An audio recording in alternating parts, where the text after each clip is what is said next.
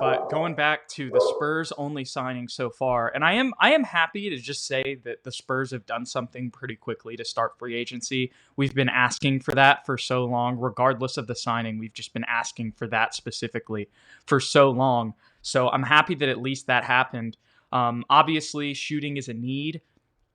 I don't know. With our draft picks, I feel like this is kind of redundant. Obviously, those guys aren't going to be ready to play. What this tells me, War, which is a little bit disappointing in my opinion, is that Devin Vassell is not going to be playing probably consistently for the Spurs unless they're going to do nothing else. And Doug McBuckets that we just signed is our starting four, which I'm kind of scared of that being the case, which is why when I first heard this signing, I was a little bit disappointed because I was like, okay, he doesn't really play defense. He's just a shooter.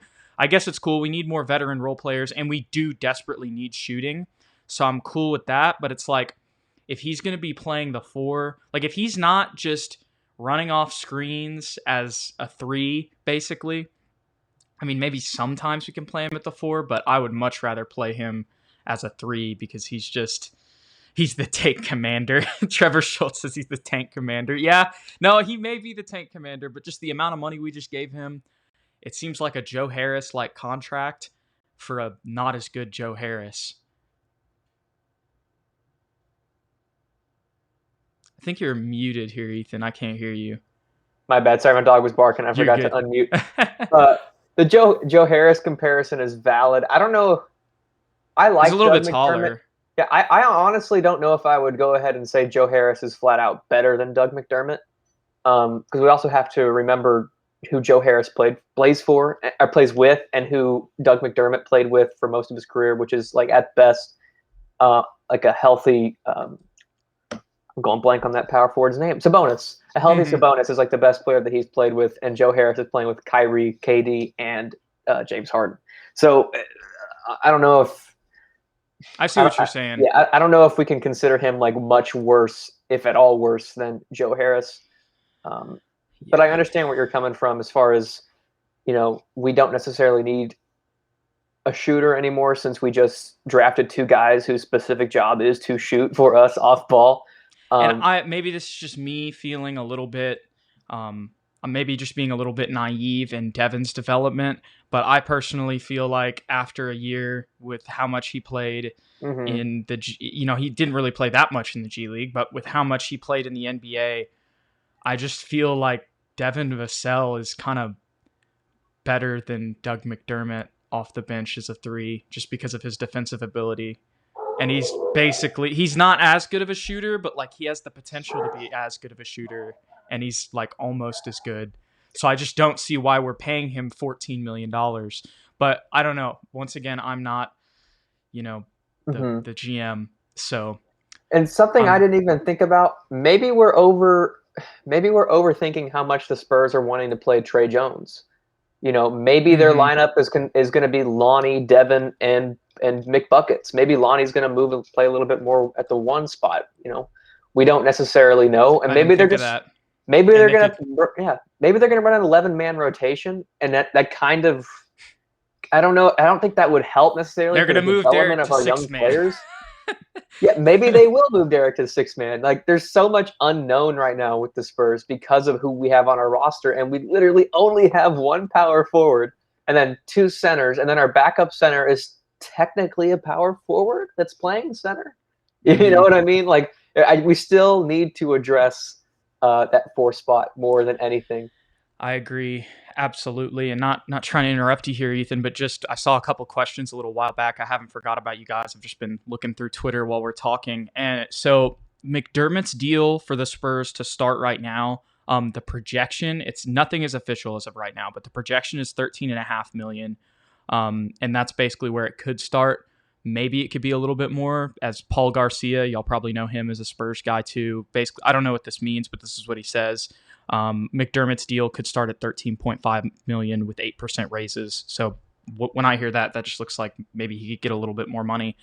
So in regards to our cap, what is 49 minus 13? 36? 36. Yeah. So we still have 36 million in cap space. And I'm seeing a lot, everybody already. there's some people who are cool with Doug. There's some people who are like, we don't need him, but we do need shooting. I see 13.5 mil is a bargain. To be honest, on this market, it probably was, Ethan. Yeah, honestly, Couldn't I mean? Well, I know I was about to say the Lakers or the Nets. I was like, actually, they can't play anybody. But no. So ML Miles one. I don't think that Doug McDermott is not known for his defense, unfortunately. mm-hmm. He But isn't. Go Go ahead, Jude. ahead. Sorry. I was Okay. gonna say. Well, the one thing that I remember from him in college, though, as we're talking, Ethan, is that I remember he was in the post. And granted, that was in college, but at Creighton, he was in the post a lot more than he's been in the NBA. But that was something that was a part of his game, so he might maybe incorporate that a little bit more, especially if he's playing a little bit more four. But I don't know. Mm-hmm. He was one of those guys in college that was just a bucket getter. Like there was no weaknesses in his game in college, and then he came to the pros and with athleticism and all that just like kind of relegated him to the 3-point line. But he's made a resurgence in his career as the NBA has become more 3-point line driven, and physicality's sort of been taken out of the game a little bit as he's grown into his career.